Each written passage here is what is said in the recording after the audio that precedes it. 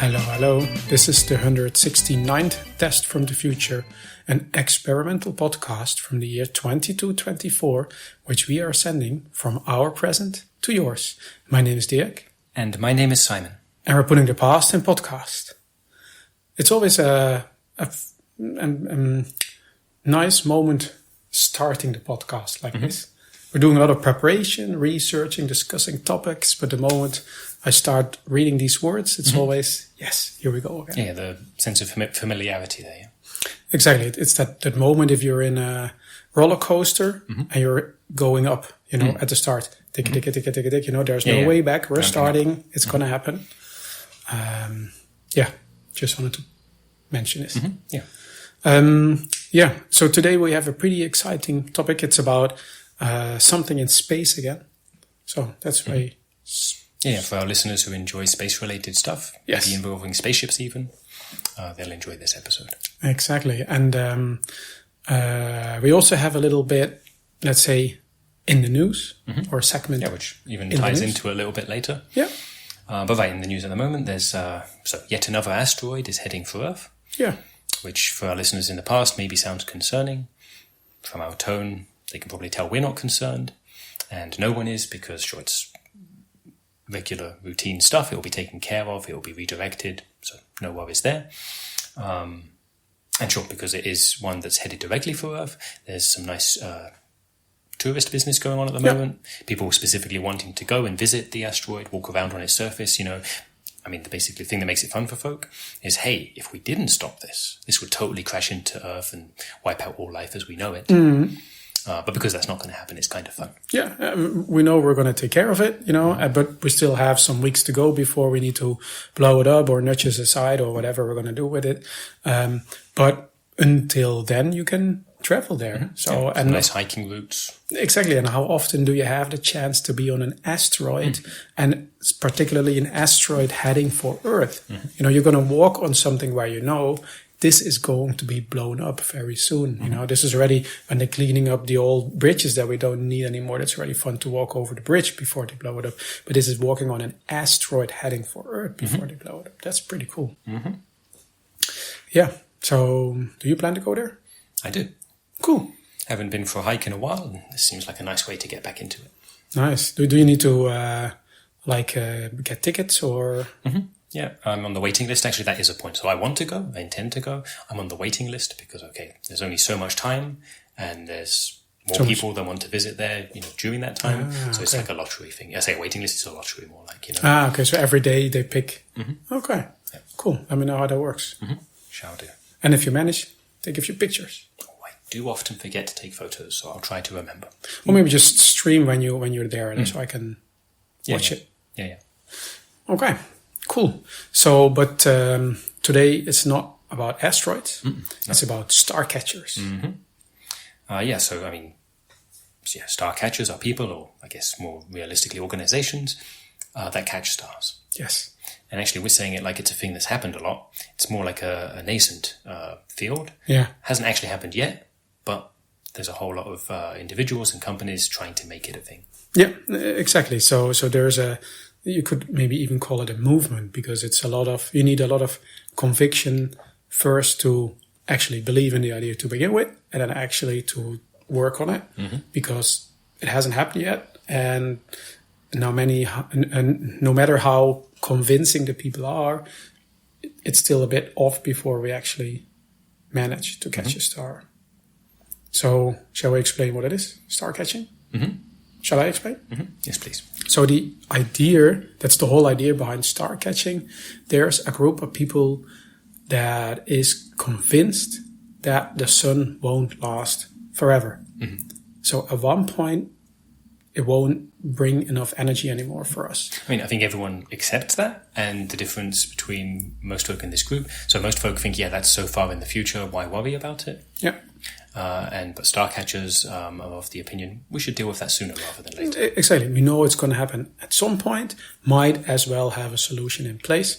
And in their opinion, the solution is dragging another star over to our solar system. So dragging, or somehow making it that there is a second star here, so that we have a binary star system. Yeah, exactly. Or just one in the waiting, at least another possibility, lined up, ready to slot into place. Yeah, exactly. So And then with that idea, there's the idea, okay, so slot into place means taking away the existing sun and putting in a new one in its place. For example, or just putting it behind it. So once this one starts to cool down, that the heat from the other one comes through and stuff like this. I mean, because that's the thing, the need for it, that's theoretically there. And the practical execution of the idea, it's mostly discussing at the moment. So how can we handle this? What is the best solution? How do we go about it? A whole lot of modeling as well. So like discussions and then, so mathematical models and also then virtual reality models, like, seeing how it would actually work.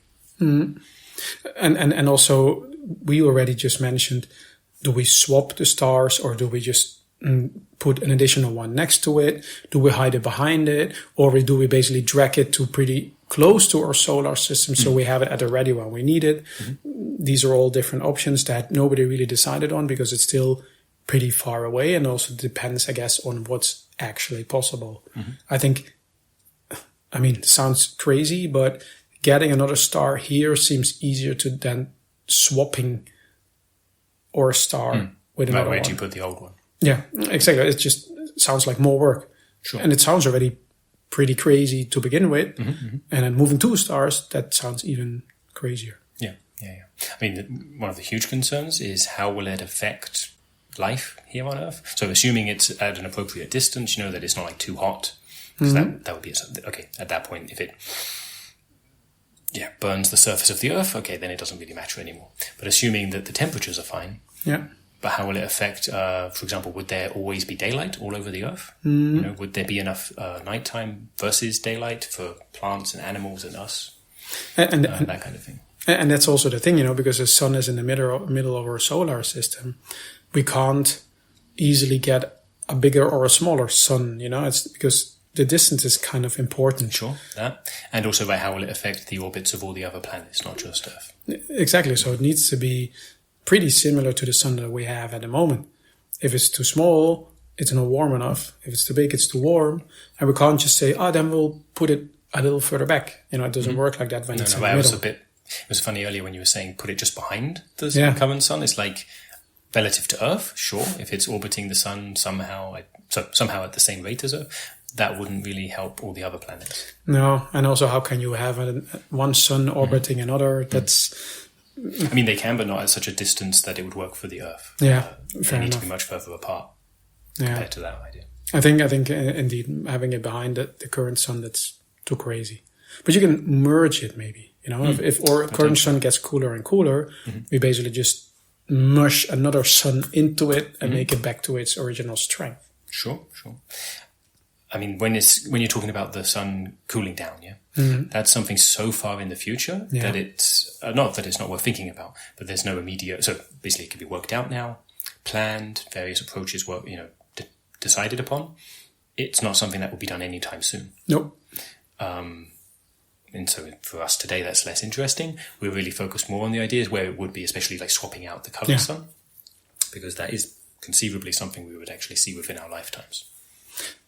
And also, on the other hand, will our current sun always deliver the energy that we need? Maybe we need more and more energy. At one point, our sun can't handle it anymore. Right, and that would be the reason. Here's so as we're discussing today, this is all about the idea of our planet staying here in this solar system and either swapping out or enhancing the sun that we have.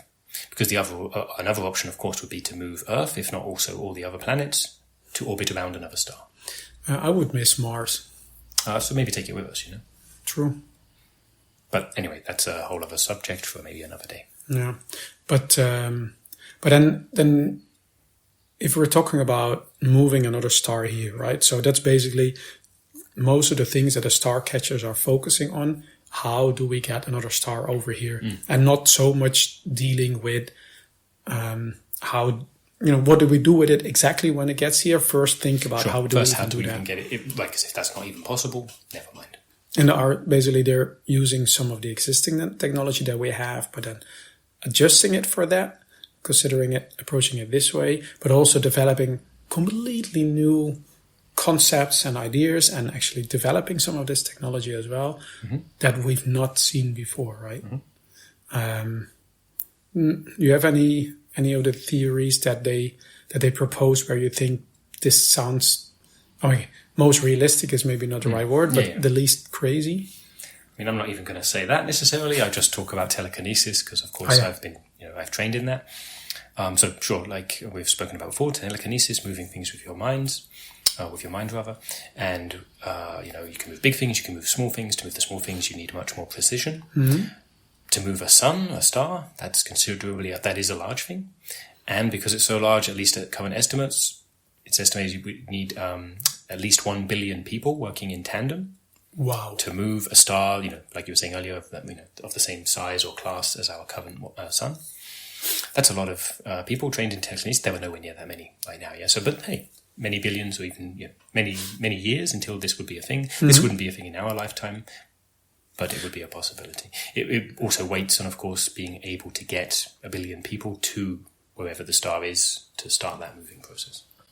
True, because I was going to say that theoretically we could train as many humans, robots, etc. into telekinesis. I mean, there's a few generations, I guess, and then everybody... okay, let's just say this would actually be possible. It's possible. Then to get them there. And to practice, because, it's theoretically possible and hasn't been done yet. So, I mean, with all of these things, they're all... that we're going to talk about, none of them have actually been done yet. So all of them will require some experimentation, some practice, presumably not on our star and not on stars we actually want to use, but other ones that are, sounds bad, but basically are effectively disposable, where it won't hurt anyone if things go wrong. True. And it's also, with our current space travel technology, or all tardigrade ships and so on, we can basically traverse our solar system, and then since a while we're actually leaving it. But to actually get to another star and drag it over here with 1 billion people, we need better space transport. And we'll have fast space travel pretty soon, thanks to our alien friends. But then still, 1 billion people to another solar system, probably not the nearest one. And that is a whole different thing. Yeah, I like at least the theory of using teleportation. That's a good one, yeah. I mean, that also has all kinds of challenges, but at least doesn't have this... It's basically a memory issue. So, like, the idea of when you teleport something, it needs to go through through a buffer. The information needs to be encoded. Star's really big. So... I would say so. Yeah, so basically, in principle, it's possible, and at the moment, there isn't enough RAM in our solar system to do it. So it's something, again, that needs to be worked on for some more years, that there is enough memory to do it with. And the other angle, of course, is to have better compression algorithms, that the data of the sun, of this new star encoded, can be stored in an even smaller amount of space. And also, at the moment, I think even the biggest portals that use teleportation technology, they're the actual subject, like a massive boat or whatever that goes through it, actually goes through it. And like the teleportation guns, for example, they can teleport something small by pointing at it. But then, pointing something at a sun then adds a whole nother level of complexity. Yeah, but at least that's a point. So one angle is the size of the thing. The other angle, though, is also what's going on inside a star is very different compared to what's going on inside a boat. It's much more volatile. And so that also needs to be taken into account. I wonder if everybody ever said that sentence. Whatever's going on is at a star is different than what's going on inside a boat. I see what you mean. Has anyone said that particular combination of words before? Interesting question. You should turn it into PDR. Or think about it. Okay.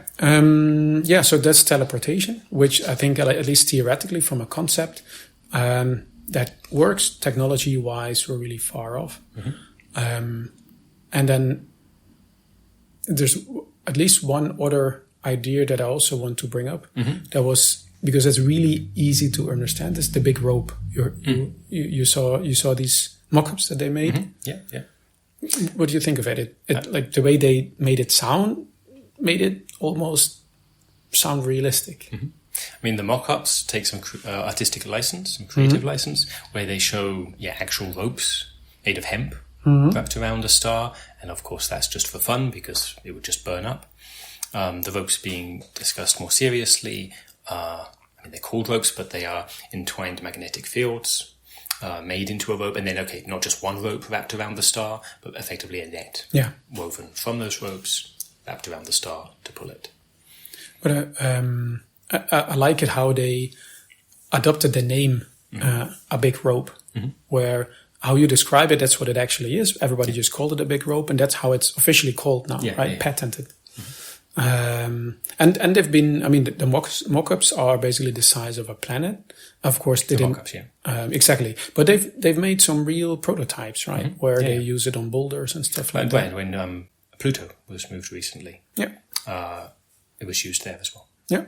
And so if that works around the sun, and it's still the topic of actually getting there and so on, but I think... you've wrapped effectively a net of magnetic ropes around a star. Cool. How do you then move it? Exactly. You need presumably to pull on those ropes, and that's still a question of actually having enough energy to do that. And a dwarf planet is one thing, but a sun is a whole different ballgame, I'm guessing. Hot and resisting. Has it a much greater gravity well?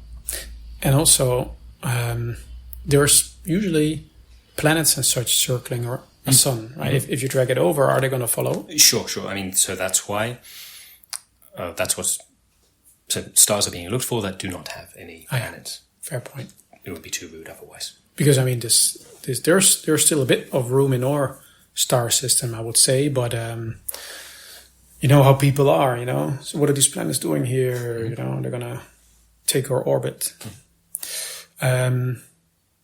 But I've seen many different kinds of ideas. Some crazy, some more realistic. Is there any other one that you wanted to point out? Yeah, just one last one. A nudger. So using a nudger to move rather than pulling on the star, basically just nudging it in the right direction, giving it like a little push, but just a little one, you know. I've heard the term, but never really understood how it works. Like I'm envisioning it as this, you know, this boxing glove. You press a button and it kind of punches. So did they show anything, or is it just really an idea or a concept?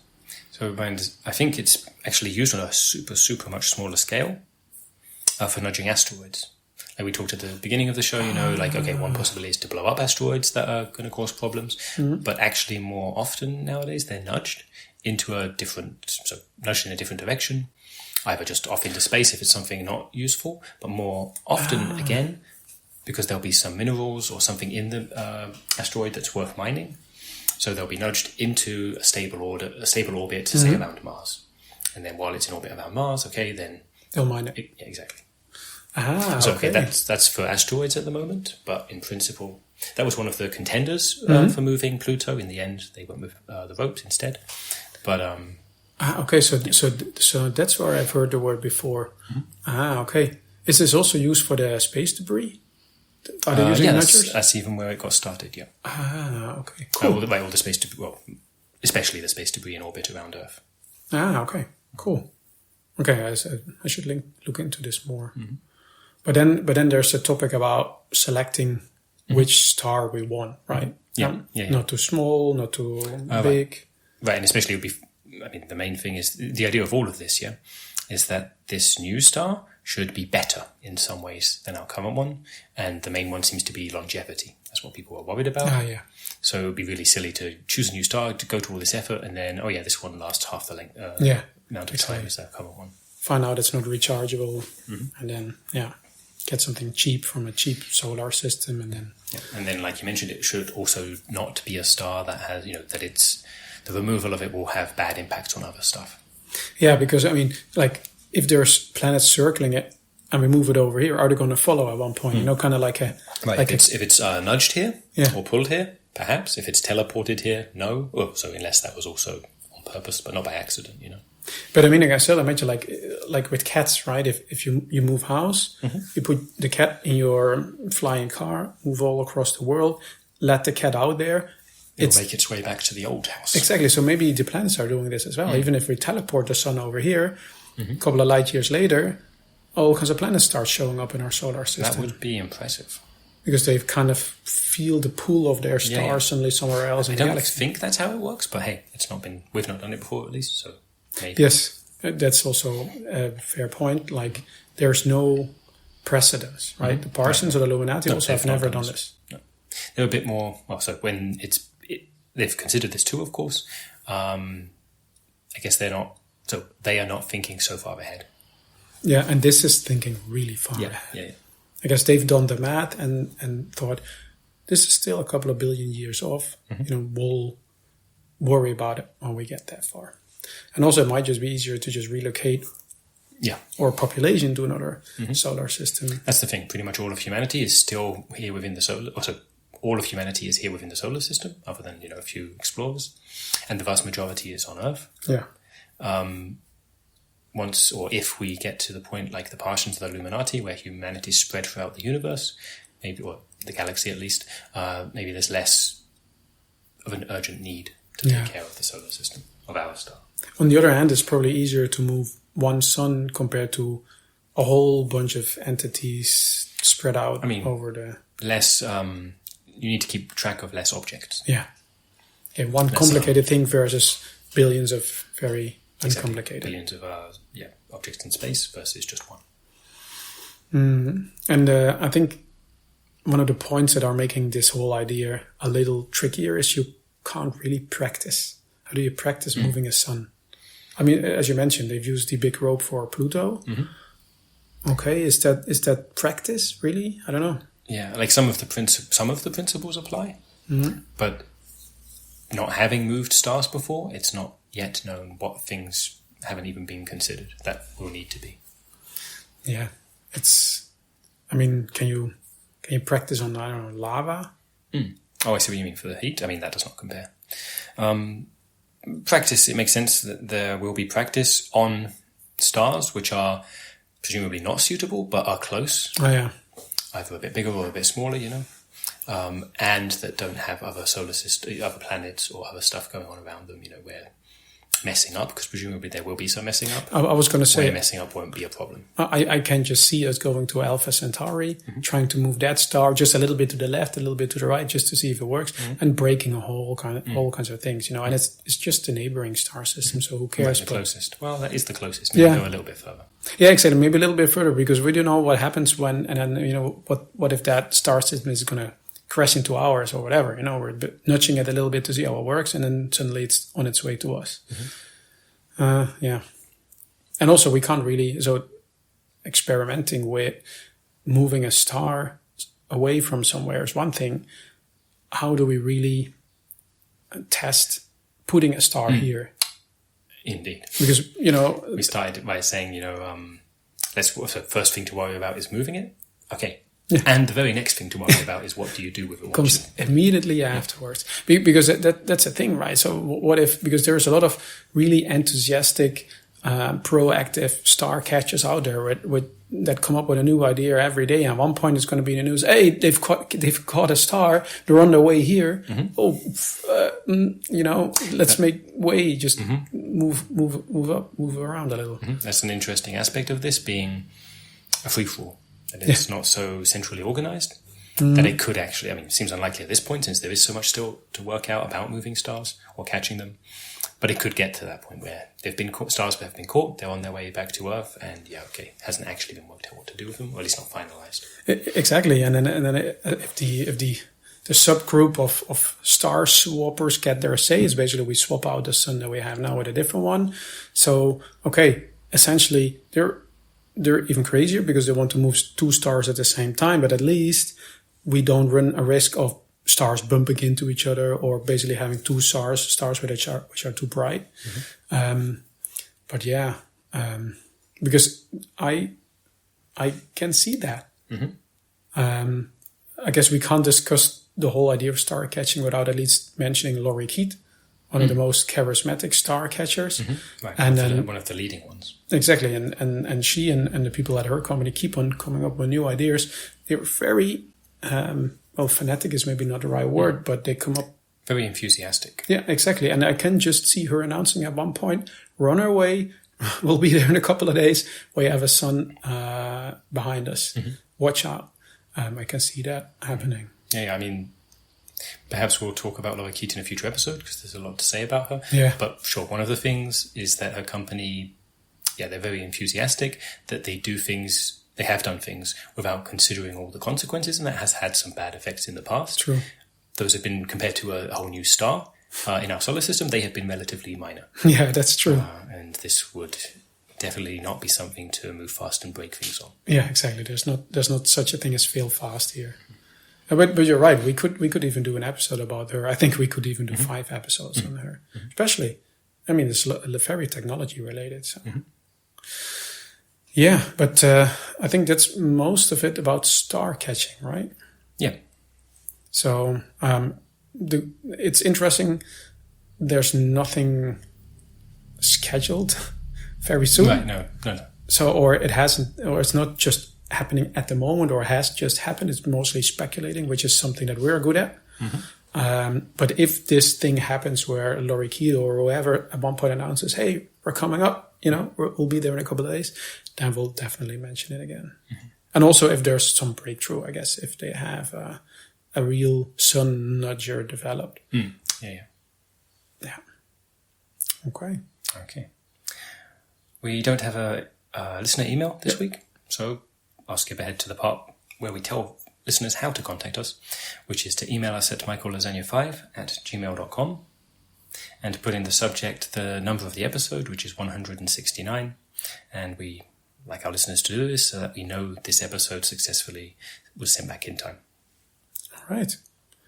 Then thanks for listening, and see you in 200 years. Bye-bye.